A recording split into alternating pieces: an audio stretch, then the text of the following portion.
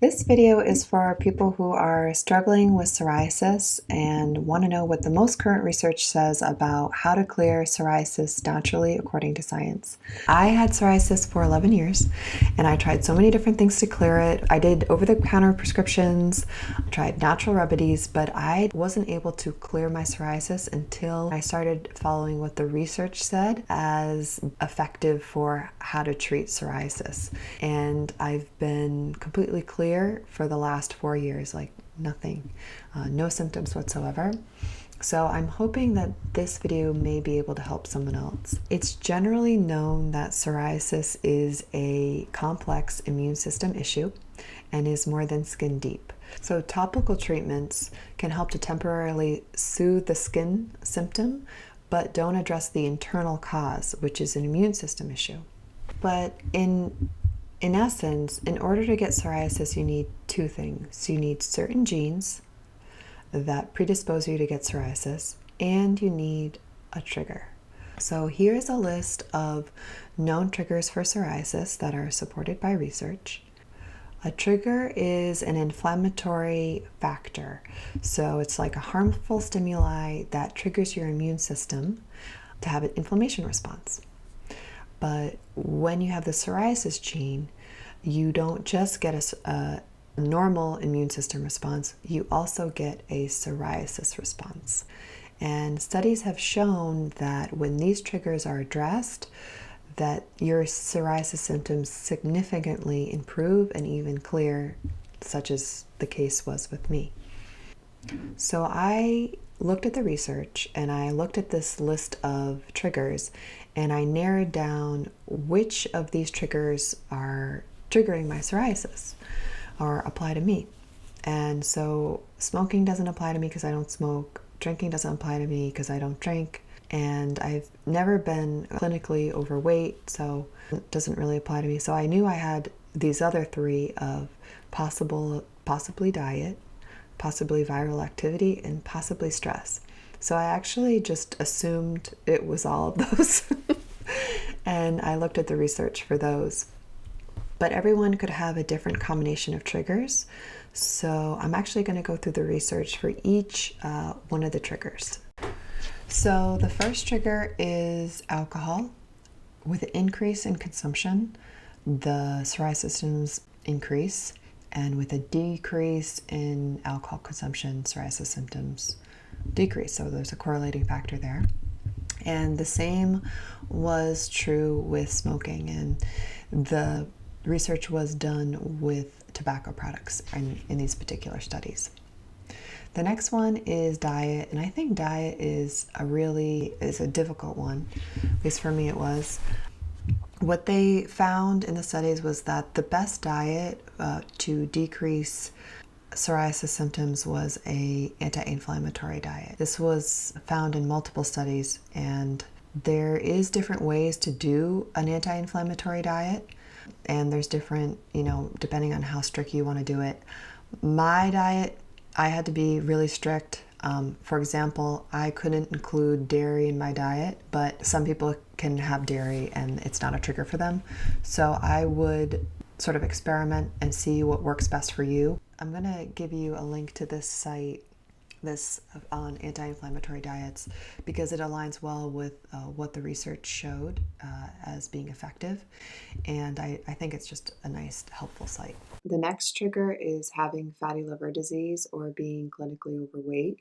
Studies have shown that both of these conditions correlate with an increase in psoriasis symptoms, but research has shown that a NAFLD diet and an exercise regime can not only reverse both of these conditions, but also improve psoriasis symptoms. Yeah, so stress is the next one, and a lot of people say that they notice that in stressful situations that it seems like they get more of a flare-up or a breakout. That was true for me, and the studies confirm that as well, that they showed that stress reduction programs actually improved psoriasis symptoms. And I think it's a tricky one because I don't think we always realize how our daily stress, at least that was true for me. And I didn't realize there was different types of stress. There was emotional stress, which is like relationship issues, or like a betrayal or something like that, or a loss of a loved one. And then there's physical stress, which is like long hours, not sleeping enough, maybe a physical trauma like a surgery or a car accident. There's also mental stress, which is like our own thought patterns, worry, negative thought patterns, that type of thing. Here's a list of science-backed ways to reduce stress.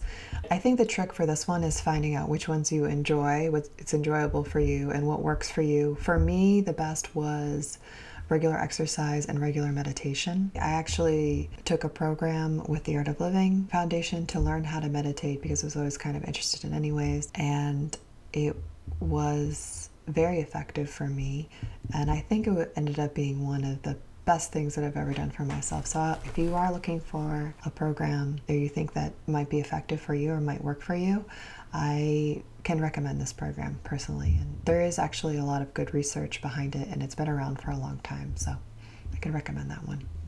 The next one is viruses or viral activity. They've seen in studies that with an onset of a viral infection such as strep, tonsillitis, even recently COVID, and other viral infections, that there can be also an onset of psoriasis. And I think this is where it really hit home for me how much psoriasis is an immune issue, because you can see when you put these two lists of, okay, what's the best ways to like take care of our immune system, and then you also compare it to the triggers list, you see so much correlation between the two. So there's that. I also took vitamin D, which is well known to support the immune system, and I also took cat's claw to help strengthen and just boost my immune system in general.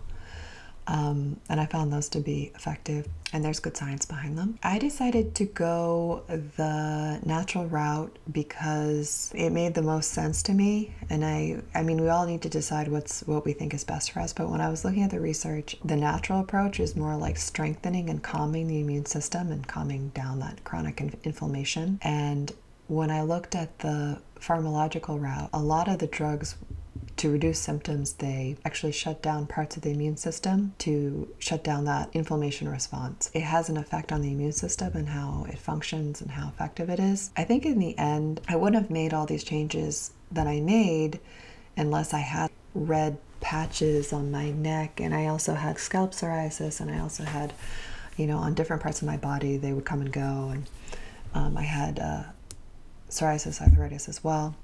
But I never would have I don't think I would have made all the changes that I made with my diet. I feel so much healthier now than I did before, so much more energy, just because I think I'm taking so much better care of myself. So all in all, I wouldn't say it was like a completely bad thing, like a horrible thing that I had it. And I sincerely hope that this video can help someone else. That's my sincere hope. And all the best to you, and take care.